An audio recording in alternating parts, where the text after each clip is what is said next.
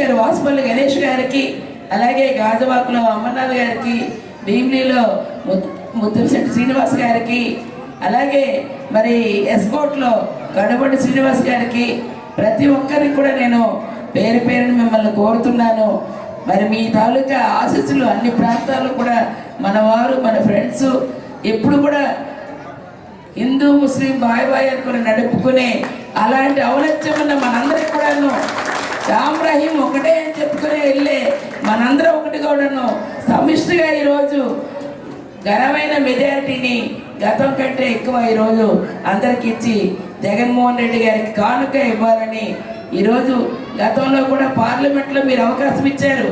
మీ తాలూకా ఆశీస్సుల వల్ల బొబ్బిలి విజయనగరంలో ఎంపీ అయ్యాను.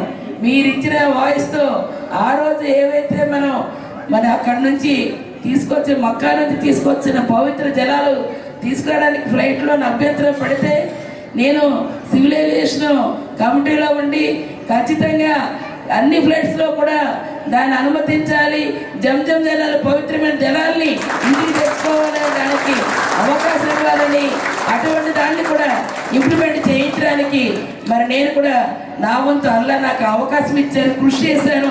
భారతదేశం అంతా కూడా ఇంప్లిమెంటేషన్ అయిందని కూడా ఈ సందర్భంగా ఒకసారి గుర్తు చేస్తున్నాను. అలాగే